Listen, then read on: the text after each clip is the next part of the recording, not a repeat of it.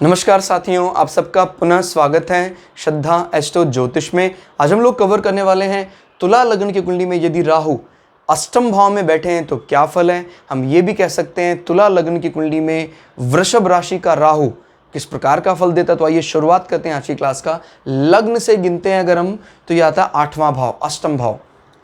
आठवां भाव हमारे आयु की बात करता है, इसको कई लोग मृत्यु भाव भी कह देते हैं।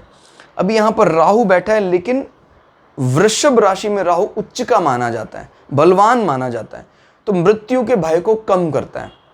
आपका एक मतलब दिमाग का एक हिस्सा है जो बहुत ज़्यादा आकर्षित होता है किसके प्रति, तामसिक साधनाओं के प्रति।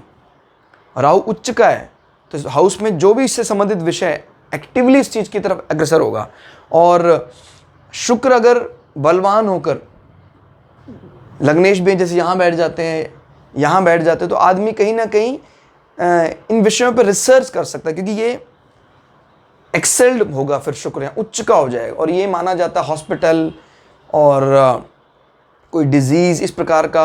लेकिन हॉस्पिटल इंडस्ट्री में जब शुक्र उच्च का होकर बैठता है तो बहुत ज़्यादा यानी 5 स्टार, जैसे कई बड़े बड़े हॉस्पिटल्स हैं, इस प्रकार के 5 स्टार फैसिलिटी की बात करता है। और ये भी उच्च का हो गया तो आदमी फिर रिसर्च लाइन में हो सकता है, कुछ मेडिसिन संबंधी कुछ इस प्रकार के विषयों में रिसर्च करने वाला व्यक्ति।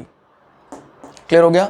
और राहु इस बात की पुष्टि करता है कि बड़ा स्ट्रांग है आदमी, क्योंकि अष्टम भाव गुप्त चीज़ों को जानने की बात भी करता है। हो सकता है जैसे आप कोई विषय को जानने में पारंगत हो, कोई डिजीज़ को संबंधित लेकर आप रिसर्च करते हो या मेडिसिन को लेकर रिसर्च करते हो। क्लियर हो गया। तो राहु इस प्रकार के विषयों की ओर इशारा करता है। रिसर्च हाउस माना जाता है 8th हाउस। अगर ये पॉजिटिवली संबंध बनाता है तो आदमी काफ़ी अच्छा रिसर्चर माना जाता है। क्लियर हो गया। और अष्टम भाव की ये मजबूती आदमी को कष्टों से निपटने का दम देती है। रूढ़िवादी विचारधारा से अलग विचारधारा रखता है व्यक्ति मृत्यु भाव को लेकर। मृत्यु से बेमतलब को भयभीत ना होने वाला। क्लियर। और अष्टम भाव ससुराल पक्ष का भी होता है। ससुराल पक्ष शुक्र अगर मजबूत अवस्था में यहाँ बैठा हुआ है निश्चित रूप से आपके लिए सपोर्टिव होगा। और राहु आपको मटेरियल गेन की भी बात करता है। हालांकि हम दृष्टि को काउंट नहीं कर रहे हैं, लेकिन हमें इतना पता है कि जब राहु यहाँ बैठा है तो केतु यहाँ बैठा हुआ है। क्लियर। तो केतु वृश्चिक राशि में अच्छे माने जाते हैं, मटेरियल गेन बढ़ाने वाले, एसेट्स को बढ़ाने वाला होगा। क्लियर। दृष्टि गिनते हैं यहां से 1 2 3 4 5। राहु की 12वें भाव में दृष्टि बताती कि आप अपने जीवन में अच्छा खासा व्यय करेंगे। देखो, एक तो होता है अपव्यय, तब कहा जाता है जब पैसे हैं नहीं और आदमी खर्च किए जा रहा है। इसको अच्छा व्यय क्यों कहा मैंने? भाई अर्निंग सोर्सेज हैं तभी आदमी व्यय कर रहा है, अच्छा व्यय। और इसकी रिसर्च का संबंध कहीं ना कहीं दूरस्थ स्थान, फॉरेन कंट्री, दूसरे देश की कंपनी से हो सकता है। क्लियर हो गया।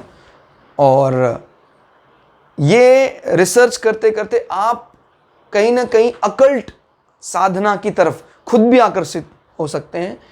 जीवन को जानने के लिए आपका जो रुझान है निश्चित रूप से आपको जीवन के अंतिम पड़ाव में बहुत ज़्यादा सेटिस्फेक्शन दिलाएगा। कन्या राशि का स्वामी अगर बुध यहीं बैठा हो तो आदमी आश्वस्त रहता है 12वें भाव को लेकर। निद्रा बहुत अच्छी आती है और पैर उसके बहुत कोमल होते हैं, पैरों में कोई कट वगैरह नहीं होता है, पैर जल्दी फटते नहीं हैं, फुट यानी। क्लियर हो गया। 5 6 7 सातवीं दृष्टि हम नहीं देखेंगे। 8 9 नवीं दृष्टि से राहु आपके भवन को आधुनिक करने का काम करता है। उसमें कहीं ना कहीं, जैसे भारत की बात करें तो भारत के मुकाबले जो वेस्टर्न ब्रेन है वो हम उसको आधुनिक ब्रेन मान रहे हैं, तो वैसे अपने आप को करने का प्रयास कर रहे हैं। अपने घर में कई प्रकार के इस प्रकार के गैजेट्स लगाना उसको बहुत अच्छा लगता है, बहुत प्रिय, और लगाएगा भी वो। लेकिन माँ आपके माँ मकर की तरह एग्रेसिव हैं और अगर शनि बहुत कमजोर अवस्था में तो राहु की दृष्टि मां और आपके संबंधों को बिगाड़ देगा। ओवरऑल अगर हम निचोड़ देखें राहु का अष्टम भाव में, यहां अच्छा फल देता है राहु। अष्टम भाव में बैठकर कहीं ना कहीं कोई ना कोई इस प्रकार की रिसर्च लाइन में डाल देता है जो इन्वेस्टिगेट करना, जूलॉजिकल पार्ट, बॉडी का रिप्रोडक्टिव पार्ट, इन सब चीज़ों में रिसर्च की बात यहाँ से दिखाई देती है। तो आज के लिए इतना ही, मिलते हैं अगली क्लास में। तब तक के लिए जय श्री भगु पराशरा, जय श्री शुक्राचार्य, नमस्कार।